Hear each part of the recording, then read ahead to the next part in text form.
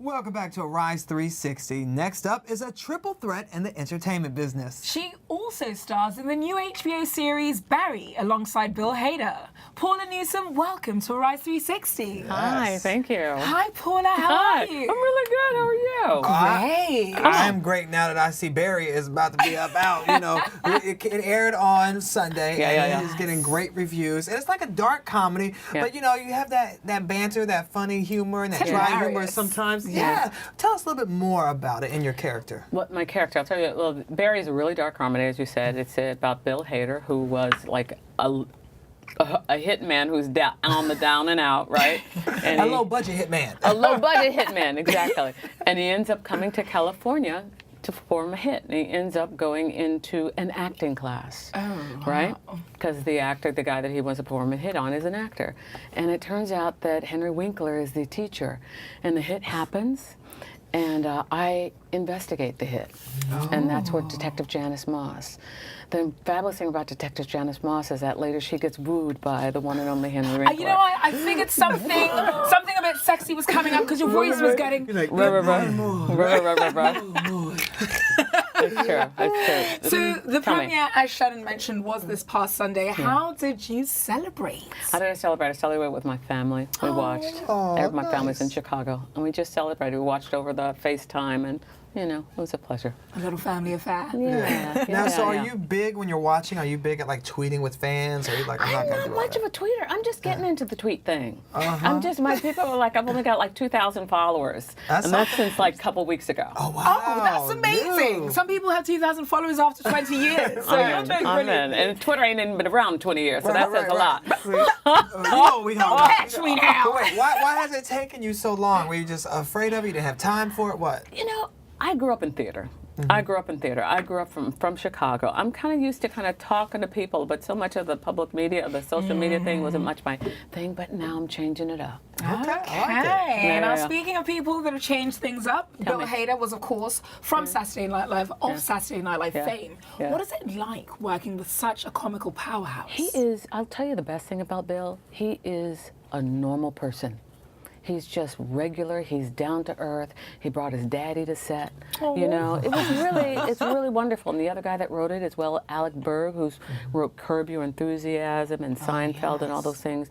I mean, they're geniuses. They're geniuses. So it's, I don't know. He's a very gifted but very grounded man.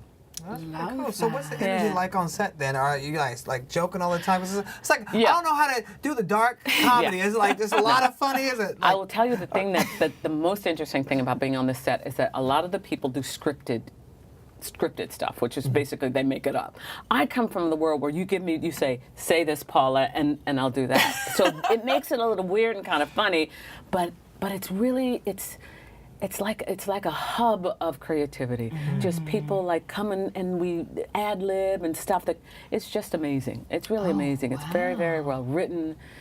I really can't say enough about it. When they first brought it to me, my people brought it to me, and I was kind of amazed because it's not a lot of times as an African American woman where you get to play fully realized people. They either think of you as the boss or as the sex symbol. Character. Exactly. But this woman is fully realized. She starts off as being the boss, and then she gets wooed by somebody totally unexpected, and then I won't leave you the rest, but some really... I thought she was going to give us some exclusive. I'm not going to do it.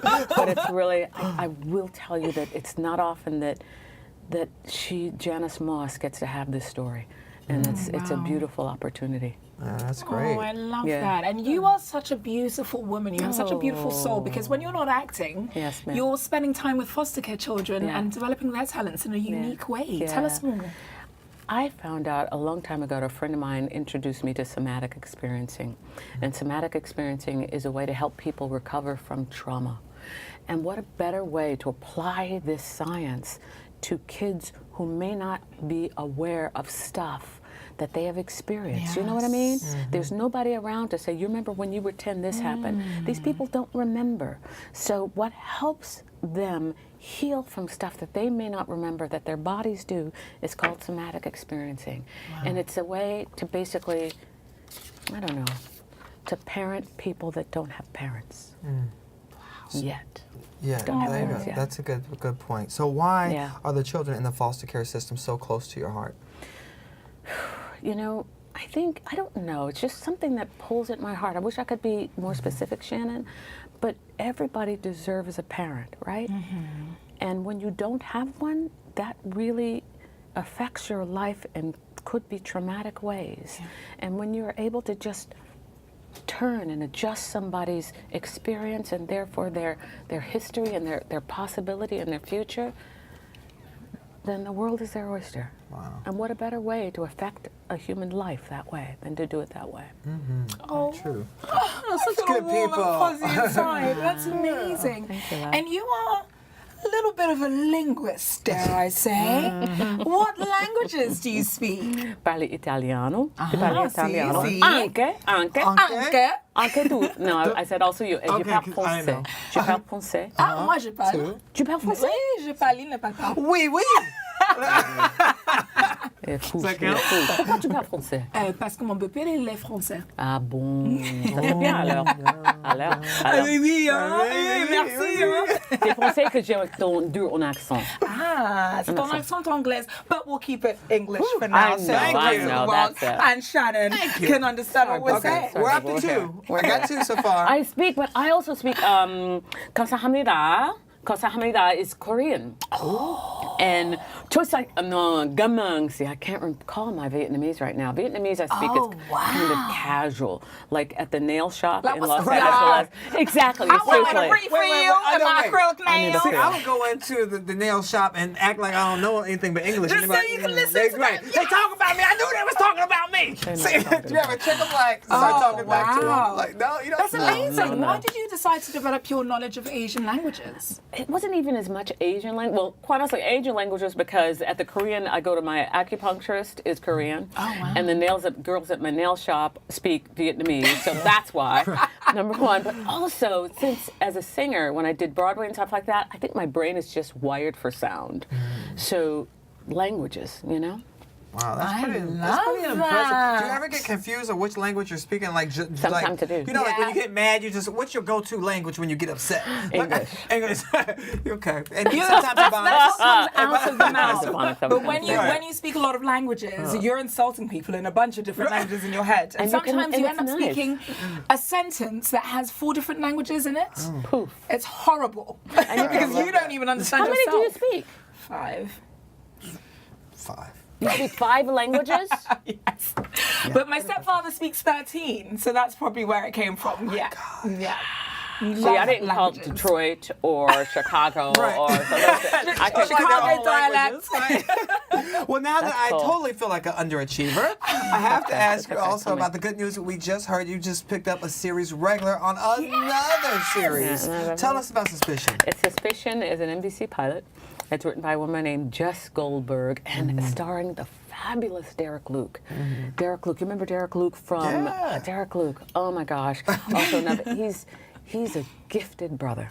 He is a gifted brother. Wasn't And he in the barbershop?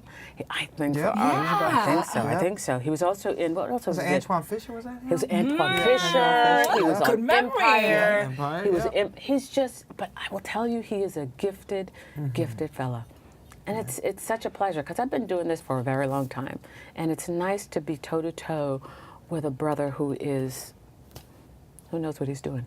Oh, wow. Very true. Okay, so Paula, you've wowed us with your exemplary accomplishments from your love of languages to your Grazie, absolute grazie. professionalism on screen. Grazie. What is next for you?